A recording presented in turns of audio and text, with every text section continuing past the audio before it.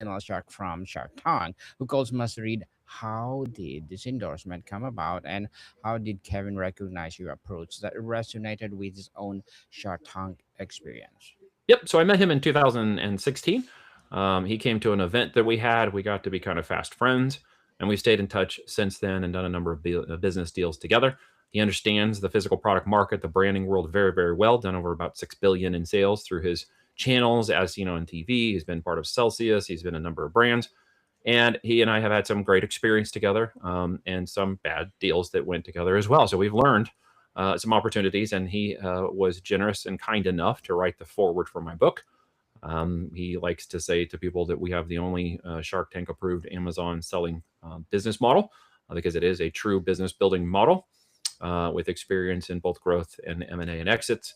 And he was, again, kind enough to write the foreword to my book, which was an honor to have him do that, because we are, doing real business, and he appreciated that. So that's pretty awesome. You left IBM 2007 after 5 years as a knowledge management consultant. How did you hmm cooperate or corporate life tech you that actually become useful when you started selling physical products on Amazon?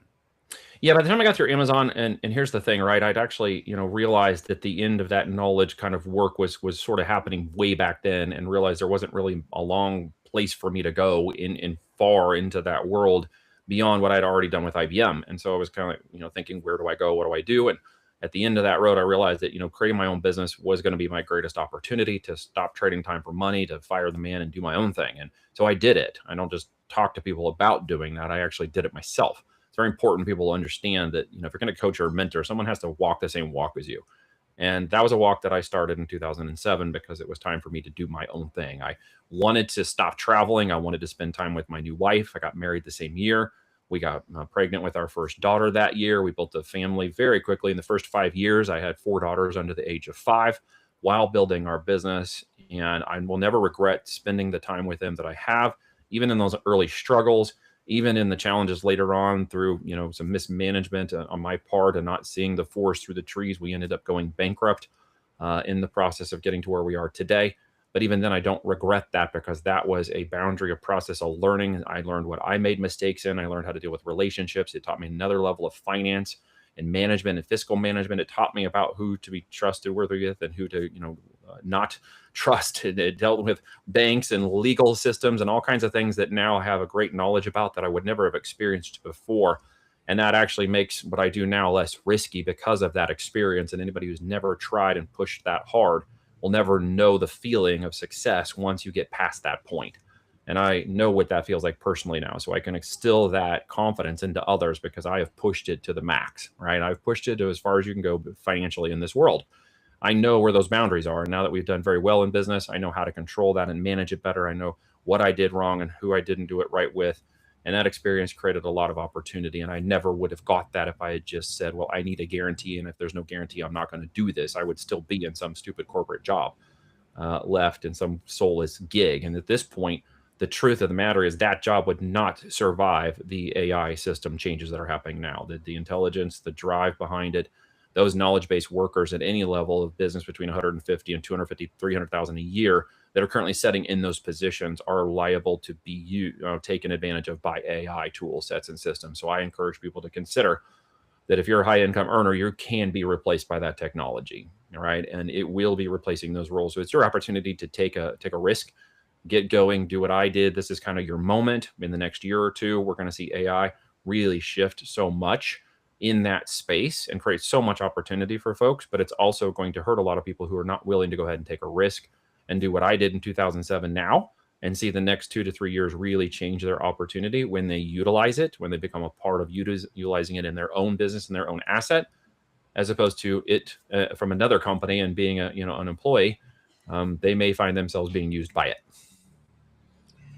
You've now served over 1,000 people through coaching and consulting to support over 200 clients through Voltage Business Builders. What's just Yes, the sir. most common misconception beginners bring to Amazon FBA, the thing you have unteach them before they can succeed? Yeah, they don't see it as a professional business, right? They see it as, well, I know somebody who's sold. I heard this bad story. I was on YouTube. Somebody talked about this, blah blah blah. I've heard the replin stories and the book flipping stories and the wholesale stories and all this other crap, but they don't really see it as an economic engine, as a part of an overall economic engine. In fact, Amazon and Shopify, as of this week, Marketplace Pulse basically told the world they're now the majority of e-commerce sales in the United States across those two technologies. So you have to understand that it is a professional driven system now. It requires you to treat it like a business, not a side hustle or a hobby. You need to set up your business structure correctly. You need to show them that you're a real business. You need to deal with a real business in the way that you deal with them. And it is no longer really a right place for anybody to try to mess around in a side hustle and hobby side. It is to be treated like the first sales channel on a multi sales channel opportunity, the first stepping stone to determine very quickly how fast that organic, and traffic and engine of Amazon can prove your product and incubate it before you move to other sales channels.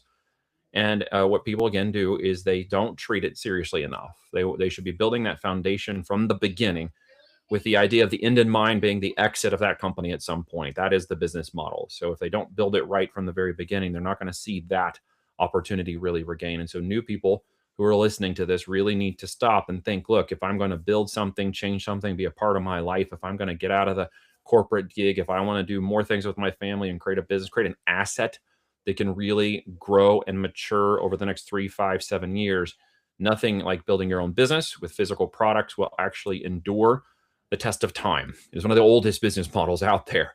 And whether we're doing it digitally or through retail stores in the old world of selling, which is still a huge amount of sales today, where a lot of you buy, you're going to miss out on the opportunities that are really at the front runner of a system that is building a $7 trillion a year.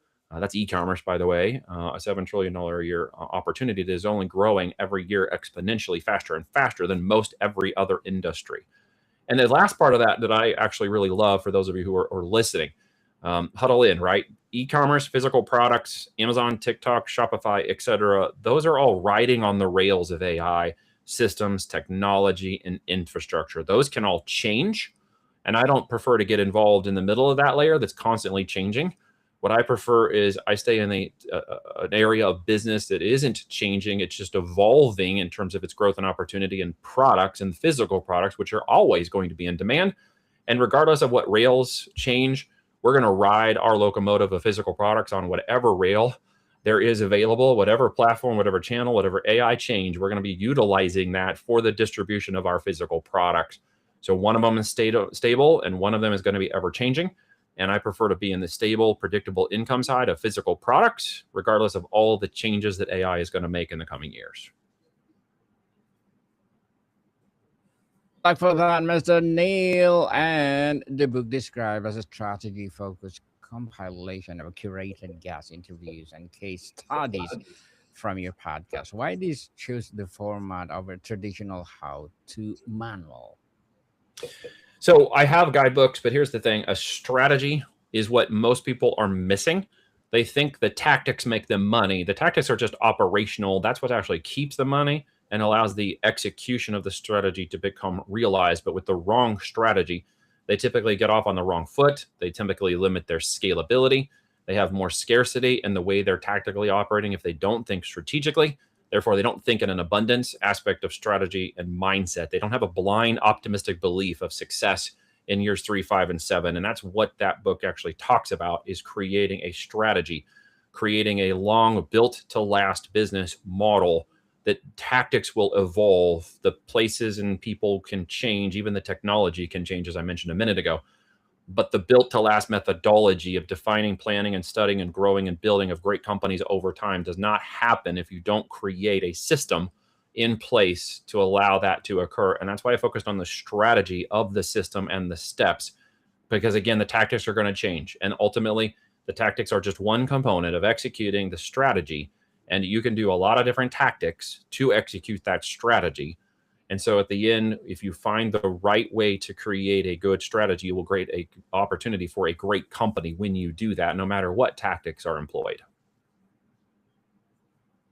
Well said, Mr. Neil. So, can you please invite the listeners to support your advocacy, your business, your books, or whatever projects that you're doing right now? Sure, there's an opportunity for information if you want to know more about me on the podcast. We have over 225 episodes now where I talk about business, e-com. Every Friday, I do a week in review about what's happening tactically as operators. The book is obviously out there, the system within the book, and can be purchased along the way to learn the workshop, the book, the tactics, and kind of the strategies there. And of course, there is a workshop with me and Kevin that's a 45-minute presentation that explains exactly the way we do the business model for those who are interested. And then, of course, a way to get in contact with me if you're serious about taking on one of those spots. Yes, people also support Mr. Neil Twa because if you support him for sure, more and more empowering advocacy like this to rise. So, Mr. Neil, thank you so much for your time. Thank you, sir, for having me on. Welcome, people. See you soon.